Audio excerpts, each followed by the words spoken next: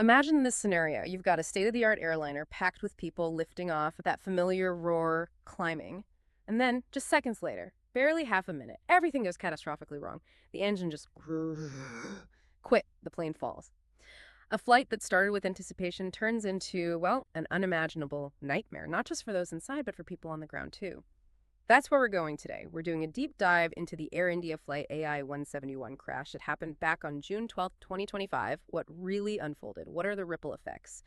Our mission, for you listening, is to unpack the key facts, look at the really shocking initial findings, explore the human side, the technical side, all the complex factors, and the aftermath. We're using the initial reports, the early analyses, because honestly, there's a lot here that just seems off at first glance. It really does.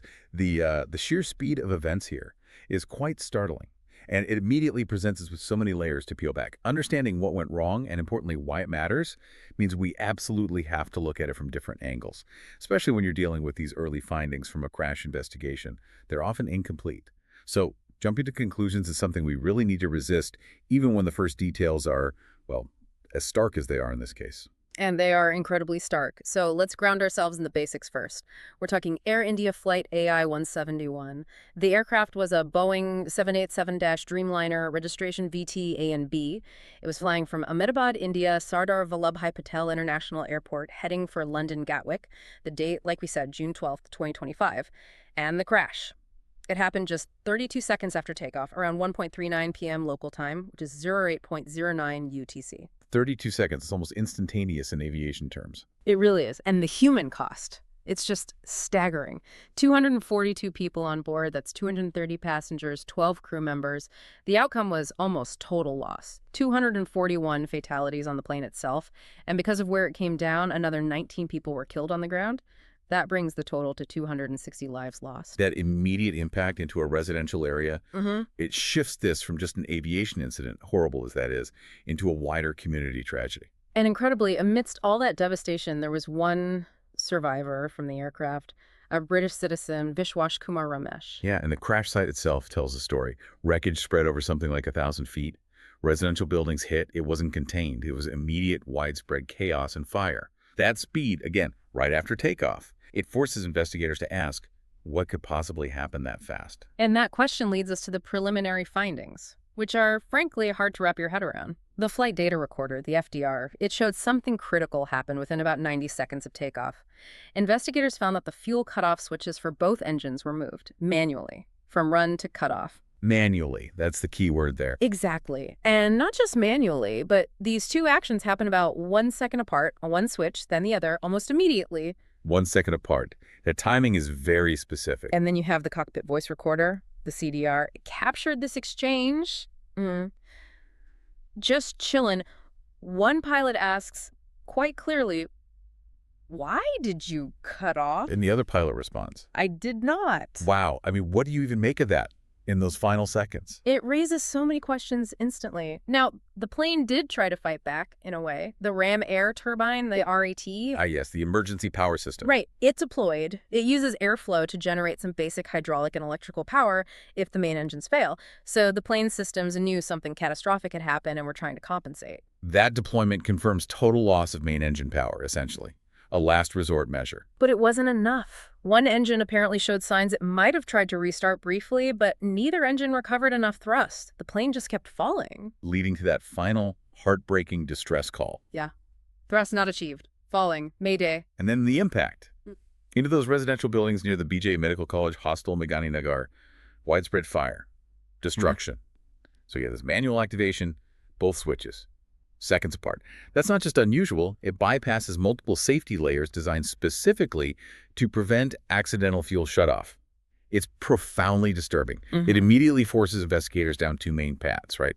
Either deliberate human action or some kind of incredibly rare simultaneous mechanical failure that mimics manual input, despite no initial reported faults. Okay, so with that immediate picture, the crash, the CVR, the fuel switches, we need to dig deeper. Look at the contributing factors, the plane's history, the human side. Let's start with the aircraft, VT-A and B. It was delivered back in 2013, so relatively new as these things go. Yes, a modern Dreamliner. Not an old plane by any means. And it had just finished routine maintenance. Importantly, the records showed no known technical defects logged before this flight. Yeah. Looked clean on paper. Airworthy by all standard checks. But there was this detail that surfaced, an FAA advisory bulletin from 2018. Right, I remember reading about that. It warned about potential issues with the fuel switch locking mechanisms on 787s. Basically, a risk they might not stay locked in position. A known potential vulnerability then. Yes. Now, Air India hadn't actually performed the recommended checks related to that specific advisory across its fleet. But for this particular aircraft, VTA&B, the initial reports said its switches hadn't shown any previous faults. So a potential fleet-wide issue flagged by the FAA, but maybe not actioned by the airline, yet no specific fault history on this exact plane's switches. That's complicated. It really is. It adds a layer of ambiguity. Was it relevant? Was it not? The advisory existed, raising questions about, overall preventative maintenance culture, even if it wasn't the smoking gun for this crash in the early stages. And that complexity really brings the human element front and center. The pilots, Captain Sumit Sabharwal, very experienced, over 15,000 hours. First Officer Clive Kunder, also qualified, 3,400 hours. Experienced crew. Definitely. But investigators are looking closely at the mental wellness side, particularly Captain Sabharwal. There were reports he'd expressed emotional distress after a significant personal loss just before the flight. That's obviously a very sensitive area. Extremely sensitive. Yeah. And critical in aviation safety. How does the industry handle pilot mental health? Balancing privacy with safety. It's a huge challenge. Pilots operate under immense pressure. Admitting vulnerability, seeking help. There can be stigma, fear for their careers. Does the system provide enough support, enough non-punitive ways to report issues? This tragedy forces those questions back into the spotlight. So you have this potential human factor alongside the bizarre CVR recording and the manual switch actions. Exactly. And it's fueling this intense debate among analysts. Yeah. Some look at those synchronized manual cutoffs and think, well, that strongly suggests a deliberate act, maybe even intentional, because a simultaneous identical mechanical failure or even an accidental slip-up affecting both switches like that, it seems incredibly improbable. Right. The odds seem astronomically low for just random chance or standard malfunction. But others are urging caution. Wait for the final report. Don't jump to conclusions about intent versus, say, some kind of profound cognitive lapse under stress or an undiscovered technical interaction. That report isn't expected until late 2025, maybe early 2026. So still a way off. Still a way off. Yeah. And how this gets classified, technical failure, human error, deliberate act that will have huge implications for training, screening, maybe even cockpit design down the line. And the fallout, the repercussions, they spread far beyond just the investigation itself, the impact on Air India staff, for instance. Yes, that was quite striking. Within days of the crash, 112 Air India pilots called in sick. That's apparently about 4 times the normal rate. Wow.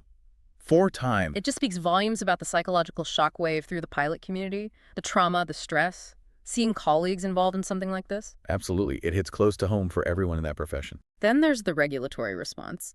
The Indian DGCA, the Directorate General of Civil Aviation, they acted quickly. They had to. Ordered emergency checks on all of Air India's 787s, the NEC 8s, and the NEC 9s, looking specifically at those fuel control switches. And did they find anything systemic?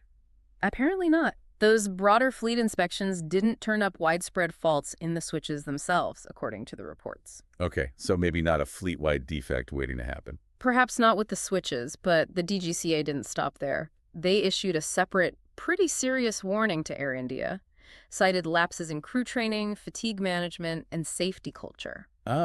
So broader operational concerns then. Not just about the hardware. That's significant. It suggests potential systemic issues. Even if they didn't directly cause this specific crash, they might create an environment where risk is higher. Exactly. It paints a picture of wider concerns within the airline's operations at the time. And connecting that wider picture. Yeah. Unfortunately, the aftermath also included really distressing issues with victim repatriation. Yes, I saw reports about that, particularly for families in the UK. Deeply upsetting stories. Mishandling of remains, cases of multiple victims being placed in a single casket, long delays in identification. It prompted official inquiries from both India and the UK. Just adding unimaginable pain onto already grieving families. It really highlights how a disaster response needs to be comprehensive, compassionate, and efficient. Failures there compound the tragedy immensely. And then there's the flight number itself, AI171. Retired, as is common practice. Yes. Air India withdrew it, replaced it with AI159 for that route.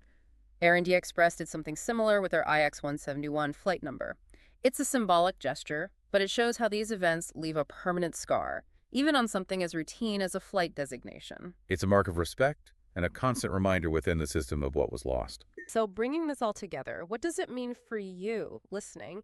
This deep dive really shows just how complex these events are. It's never, ever just one thing. You've got the technical details, those fuel switches, the CVR data. You've got the deeply human element pilot experience, potential distress, that chilling cockpit exchange. And then the systemic layer, FAA advisories, regulatory warnings about safety culture, the difficult aftermath. It's like a whole constellation of factors coming together incredibly quickly with devastating results. Understanding it means accepting that complexity. Absolutely. And the final definitive picture, well, that still awaits the official AAID report from India, late 2025, early 2026, as we said. The length of that investigation alone tells you how much detail they're examining. But the findings so far, even preliminary, they push critical issues to the forefront. And maybe that leaves us with this question. As aviation technology keeps getting more sophisticated, more automated, how do we make absolutely sure that the human factors, things like